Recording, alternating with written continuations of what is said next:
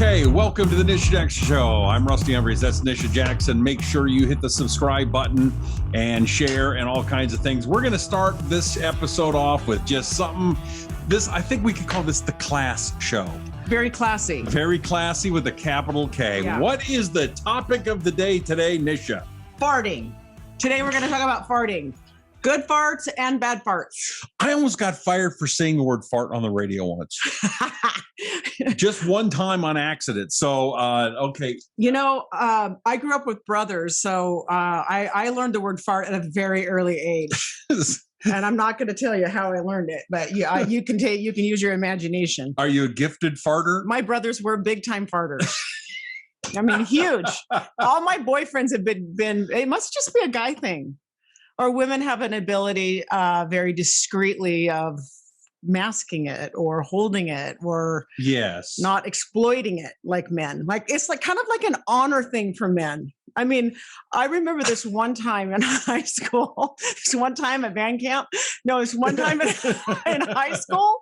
This guy, I swear to you, he could do like the alphabet with a fart, like make the sounds of the alphabet. Man, he must be on TV or something. That sounds like somebody I got to get to know. No, it was awful. It was completely disgusting. That's not a big turn on for the chicks, right? No, I dropped him like a hot potato. That was beyond, that was outside my limits of what I could handle in a boyfriend. All right. Well, why do we want to talk about gas and farting? What is the deal here? What's got your attention? Well, first of all, gas is normal. Okay. So there's certain parts of gas that are not normal, but gas is normal. It's a normal part of digestion. So, but the gas has to come from somewhere, right? It always is coming from your intestines, right? Mm-hmm. And it's got to come from somewhere. So it's usually coming in through your mouth, and the air is entering through your mouth and going into your intestines. Okay. Right? And it's normal to have gas. I know this is hard to believe, but the average person passes gas 15 to 20 times a day. Really? Yeah. And it could just be a little baby one. It could be a baby one, but 15 to 20 times a day, a person passes gas. And it's really just coming from swallowing air somehow. And I just thought it would be good to do a show because I think I'm going to say more women than men because men don't really care. Yeah. I'm not totally generalizing here, but for the most part, men don't care. And I do think they think it's like a badge of honor, like how much you can fart. I certainly don't think it's a badge of honor for me, but I will say that my body's a symphony at night. Oh, okay, we're going to talk about why that is. Like, why do you have more gas at certain times of the day than other? Okay. But gas is made in the intestines when it mixes with microbes and bacteria. And depending on how healthy your gut is and your colon is will determine how much gas you have and how long it takes for the gas to come out and then in what quantities. So it's normal, but sometimes it can move into an abnormal situation. So I just thought it would be good to just talk about like how do you swallow air? Like what are all of the ways that you would get to the point where you're passing maybe more gas than the average person? Because I know people pass a lot of gas. I mean, a lot more than 15 times. Right. And can I ask you a question? Because you mentioned healthy colon. Is it healthy that you pass a lot of gas or unhealthy? I think that'd be an unhealthy thing. Well, right? We're going to get to that as we talk about what's healthy and what's not healthy and what causes it, what not causes it. Everybody's lifestyle habits are different, right? But basically, you just have to think about swallowing air. So if you're swallowing a lot of air during the day, you are going to pass more gas. So how do you swallow air? Because a lot of people say, well, I don't think I swallow air, but chewing gum, people that chew a lot of gum swallow more air. Sucking on candy or mints. A lot of times people have, Tic Tacs or peppermint candies or, whatever, different types of candy in their mouth. They always have something. Some people are very oral. Right. You know, what if you have like a burrito in your mouth a lot? No. Yes, eating a lot. Drinking out of straws. I mean, that's kind of like an obvious one, drinking out of straws. I wouldn't think they gave you gas though. So, okay. Yeah. So you're swallowing air when you're drinking out of straws. You're bringing in air and the liquid, right? Mm-hmm. So eating fast is a really big cause of passing gas. So people that just like power down their food are going to be sucking in more air. You know, it's kind of like a hose with their food. In 5 minutes, their plate is emptied. So eating fast. And this is one I actually never thought of, but you know how some people are always chewing on the end of pins, or they're chewing on a straw, they're chewing on something. Toothpick. Yeah, those people swallow more air and they're going to have more gas. Isn't that interesting? That is interesting. Yeah. So also, another way that you could pass more gas is drinking carbonated drinks. So it might be good to give your colon a little bit of break and go flat, like flat drinks. Now, carbonated drinks could even include things like beer, any type of like seltzer water, Pellegrino. I mean, anything that has bubbly, champagne, any kind of a carbonated or bubbly drink is going to put more air in your colon, which there's only two ways it can come out: belching and farting. It's going to come out on one end or the other. So it kind of depends on what you like. So the other real obvious way is, have you ever noticed, well, maybe you haven't noticed, but I'm sure people listening to this show have noticed maybe that their partner, when they get up in the morning, passes a lot of gas. It's not me. I swear, it's not me. I wasn't pointing there. I was right here. Anyway, passing a lot of gas in the morning means you probably slept with your mouth open. That makes sense. Doesn't that make sense? But did you think about that? No. About gas, like correlating those two? I never thought snoring caused gas. I would have not put that together. No. But as I was studying for this show, I realized, oh, wow, that's a way that people pass gas a lot in the morning. I mean, it's got to come out one way or the other. It's out the mouth or through the butt. So it's passing more gas. When you sleep with your mouth open, people that have sleep apnea pass more gas in the morning. People who snore pass more gas in the morning, or if you sleep with your mouth open. It's not a bad thing to sleep with your mouth open. It's just probably the reason why you are tooting a lot in the morning when you get up. Okay. All right. Tooting. Foods that are loaded with fiber will create more gas. So that, again, fiber is super good for your colon. It reduces the risk of colon cancer by eating more fiber, but they are more gaseous types foods. Okay. So those would include beans, peas. A lot of people don't think about peas as being high in fiber, but most vegetables are higher in fiber. Broccoli, Brussels sprouts, cauliflower, lots of greens, different types of lettuces, whole grains. And then some people actually take Psyllium Seed. Now that'll really, we did that at Arrhythmia. We did that at Arrhythmia. That stuff works. That is, that gets her going. So is that something you should take more? I mean, I was thinking that's something I should take when I get home. Yes. Psyllium Seed. You could buy it at any health food store, and a tablespoon to 2 tablespoons of that. Just mix it in water and drink it. It doesn't really have much taste to it. It's weird. It's a little bit, it's kind of like chunky. It's kind of like drinking dirt, but it doesn't taste like dirt. I mean, it's like drinking something that has like some kind of, content to it, mass to it, but it's just tiny and it mixes well with water. It's weird. It's not awful. It's not like don't do it because it's so weird. There's no taste to it, but it's super good for your colon. If you start doing it, you'll have gas in the beginning, because it's very healthy for your intestines. But as you keep doing it, that part will go away. So how often would you suggest? Is that a once a month kind of deal? No, I would take it every day. Whoa. Yeah. Okay. So fiber is really important, and we don't get a lot of fiber in our diet, because if you think about our diet not being, for most people aren't eating 60% of their diet in vegetables. Okay. Right? Right. I mean, it's hard, right. You got to have that stuff ready, cut up, it's perishable. So 60% of your diet, unless you're eating a big salad at lunch and lots of vegetables at dinner, you're not getting 60% of your diet in vegetables. So, but that's what the studies show really does reduce the risk of colon cancer and obesity and diabetes. So I know we're getting a little off track here, but suffice to say, fiber is really, really good for you. And if you start adding more fiber in your diet, more vegetables, more greens, even psyllium seed or psyllium husks. Okay. I think it's better to do the psyllium husks. That's what we had at Rhythmia. Okay. Psyllium husks, not the seeds. But you can do both for sure. You will have more gas in the beginning, but it will get better. Your colon will be used to it and it will like it. Your colon will like it. Okay. Write down psyllium husks. Okay. Yeah.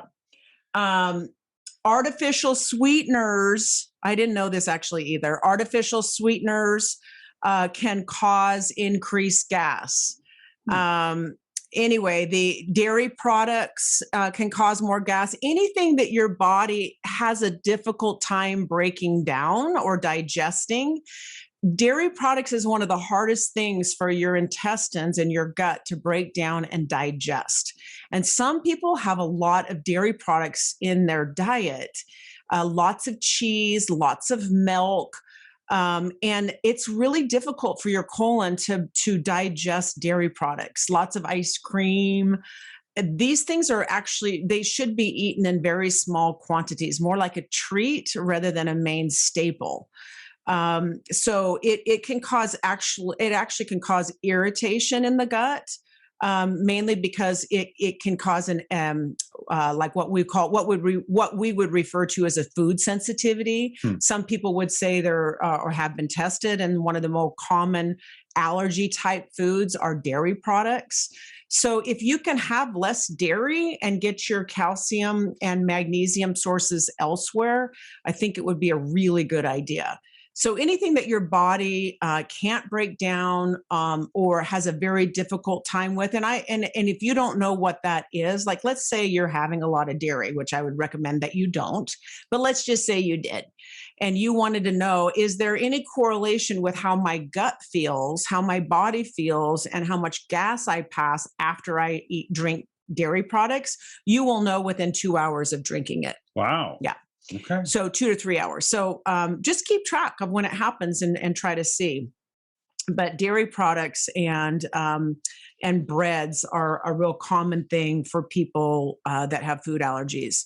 The other thing is I wanted to give you some idea of when maybe gas isn't good. So some people is gas ever good? Yeah. I mean, again, it's got to get out somehow. Okay. So if we're swallowing it, it's got to come out as a belch or a fart. Okay. It's got to come out. So, because your colon is always moving food and other masses through your colon to the outside, always, because otherwise, we'd be dead, right? Mm-hmm. It's got to come out. So, but if you're constipated, and the food is moving more slowly through the colon, it actually gives the gas more time to build up. And that's kind of when it becomes super stinky. Okay. We're getting to the stinky part. So if your colon, if your stools are not moving, if you're not having regular bowel movements, you're not pooping regularly, and regularly might be once or twice every day. So if you're going 4 to 5 times, if you're going 4 or 5 days without having a bowel movement, your gas is building up in your colon, and that can cause a lot of stomach cramping. So that isn't necessarily an abnormal situation. It's just not really good for you. So for patients who have that, or not patients, for people who have that, so used to saying patients, for people who have that, I would recommend a lot more water, drinking a lot more water, adding more fiber to your diet, like the psyllium seed or psyllium husk that we talked about, and getting out and moving your body. So getting more blood flow going and getting your body moving, rocking in a rocking chair, all of those things really help move the stool through the colon. And rocking helps you go to the bathroom? Yes. Yes. You learn something every day on the classy Nisha Jackson show. Yeah. If you want to poop more, you better start exercising. You got to move your body. But if you're wondering why you're now, there's other reasons why your farts might stink a lot, but that's one of them, is that it's just sitting in this little waste system for longer than it should before coming out, and it's building up. Sometimes people, if they have a lot of buildup of gas and it's very painful, it could be that they have too much bacteria in their gut and they're sick. So there is a disorder going on. There is an excessive count of bacteria, and sometimes you do have to be treated with an antibiotic. Okay. So that would be something that, if you're really gassy and it is associated with some discomfort, you probably need to see a medical professional. And maybe you would have to use an antibiotic if that bacteria became excessive in the gut. So that's just something to think about. And some illnesses that are tied to excessive gas would be things like diverticulitis. Have you ever had diverticulitis? I don't have any idea what that is. It can be very painful. Ulcerative colitis is a really difficult disorder. Crohn's disease. We know that irritable bowel syndrome is tied to excessive gassiness. Diabetes, scleroderma, which is an autoimmune disorder, is very much directly correlated. I mean, one of the signs is increased gas. So if you notice that you're having a lot of pain with gas, or you feel just general discomfort and lots of bloating in your abdomen, these are reasons why you would go to a medical professional and get an evaluation. It's associated with an excessive amount of constipation or diarrhea. If you feel like when you need to go to the bathroom, if you also feel like you have to throw up, those would be warning signs that maybe you should see somebody for further evaluation. And one last thing I want to bring up, because I think it's really important, because when I'm training a healthcare provider to work in the area of functional medicine, which I do a lot in our clinics, it's a very intensive training program. When we hire someone, it's about a 3-month training program. And I teach them to really listen to their patients. So if a patient comes in, we had 2 or 3 this week, 4 or 5 this week, that came in and said, "Oh my gosh, I'm farting all the time. I'm belching. My belly feels distended. It comes in waves. I don't have it all the time, but my stomach is not settled." A really common cause of that, and I try to teach these providers, don't just give these people a drug. If they've got reflux, don't just jump into treating reflux. If they have constipation, don't just jump in to treat the constipation or whatever the bloating is or whatever it might be. Figure out what's going on in the gut and treat the underlying disorder. And so many times what the underlying disorder is that they have a buildup of yeast in their gut from the foods that they're eating. Is that Candida? Yes, Candida. You got it. All right. He's so smart. So Candida is a buildup of yeast in the gut, and it really causes a lot of discomfort, a lot of gas. It feels almost like you have irritable bowel syndrome. And it literally is a very simple treatment plan. You could put somebody on a yeast medication. It's a very specific regimen that we use for treating it. And it's called fluconazole, the medicine. We do it on a 6-week basis and spread the medication out over 6 weeks, not every day. And then we put them on an anti-yeast diet, which is super simple, no flour, no sugar, 6 weeks. Okay. And then after the first 2 weeks of treatment, we start giving the gut really good probiotics. And I'm telling you, Rusty, that stuff just goes away. Awesome. They find that their gut is so much more healthy and happy.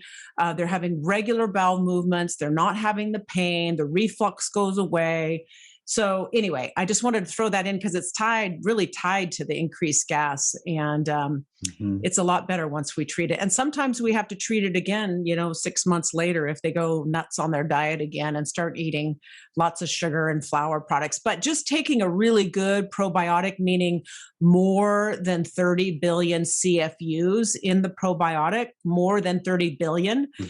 So that would be a really good probiotic. Just taking that gives the yeast some competition so that you don't progress to a full-blown overgrowth of yeast situation in your gut. Okay. Before we wrap this up, you seem to be an expert in this field. Can I ask you one question just to wrap it up? Sure. So why are farts so funny? It's funny. It's funny and it's not funny. I mean, I think most women can agree. It's like, geez, really? Again? Like right now? Like at the table? I mean, seriously, can you not have a little bit more restraint? Like we know how to restrain ourselves. Why can't men? Okay, I'm not generalizing. I now pronounce you man and wife. Oh my God, it's so awful. Okay. Yeah. All right. Cheers, Michael. Let's wrap it up. Don't forget to go to nishajackson.com. That's nishajackson.com, onepeakmedical.com. And also take Brand X, if you would please take Brand X. This promotes brain focus, attention, physical recovery, and stamina. And it is tasty as well. And it's very good for your gut. Oh, is it good for gas? Yeah, it's really good for your gut. Okay. It has oligosaccharides in it. Oligosaccharides. So it's excellent for your gut. If you have gut problems, you should be taking this because you would additionally get increased immunity, focus, stamina. You can't go wrong. Cannot go wrong. And it's hard to get all of that in one supplement. And you can't go wrong by subscribing and sharing this. We sure appreciate you. Until next time, I'm Rusty Humphries. That is Nisha Jackson. And this is The Nisha Jackson Show.